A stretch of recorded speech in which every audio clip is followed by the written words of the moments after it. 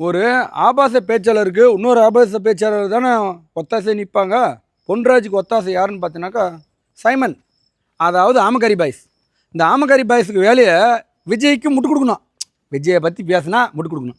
விஜயை பற்றி பேசாமல் இந்த நாய்ங்களால் இவங்க கடந்தே போக முடியாது. விஜயே கடந்தே போக முடியாது. அதாவது பார்த்தீங்கன்னா இவர் வந்து போயிட்டு என்னை கழுவி ஊற்றுருக்காங்க, என்னை வந்து அசிங்கமாக பேசியிருக்காங்க விஜய் ரசிகர், இதை வந்து எடுத்துகிட்டு போய் நான் புகார் கொடுக்கட்டா அப்படின்னு சொல்லிட்டு சைமன் சொல்கிறார். சரி ஓகே, அதிபரே தமிழ்நாட்டு அதிபரே, நீ சொல்கிறதெல்லாம் ஓகே தான். அப்படி முதல்ல புகார் கொடுக்கணும்னா கூடவே ஒருத்தர் இருக்காரு, சாட்டை மஞ்சப்பொடி மாமா, அவனுக்கு தான் நீ போய் புகார் தெரிவிக்கணும் மக்களே. ரெண்டாவது பார்த்தீங்கன்னாக்கா ஆபாச பேச்சில் யார் தெரியுமா? சீமான் தான். உன் கட்சிக்காரனவே கேவலப்படுத்துகிற. அது என்னது, ஃபேன் கொடுத்தா வாங்கிக்குவீங்க, மிக்சி கொடுத்தா வாங்கிக்க, டிவி கொடுத்தா வாங்கிக்கின்னு, கடைசியாக புல கொடுத்தா வாங்கிக்குவேன்னு கேட்ட மக்களை. இதை விட தமிழ்நாட்டு மக்களை கேட்கறதுக்கு எவன்டா இருக்கான்? முன்னெல்லாம் வந்து நீ அதிபர் மாதிரி மக்கள் பணத்தை திரள் நிதின்ற பேரில் இளைஞர்களை பணத்தெல்லாம் கொள்ளடிக்கிற நீ தமிழகத்தில் இது எப்படி புதுசாக ஒரு மாற்றத்தை கொண்டு வந்துட்டியா?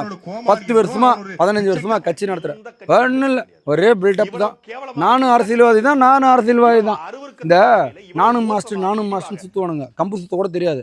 அந்த மாதிரி ஒரு எம்எல்ஏ சீட்டோ ஒரு கவுன்சிலர் சீட்டோ வாங்க முடியாத இவங்க தமிழ்நாட்டை காப்பாற்ற போகிறாங்களாம். ஒரே பில்டப் தான், 15 வருஷமாக பில்டப் மட்டும்தான்.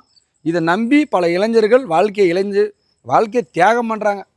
அதுதான் உண்மை. பெற்ற தாய் தப்புனுக்காவது நில்லுங்க போய்.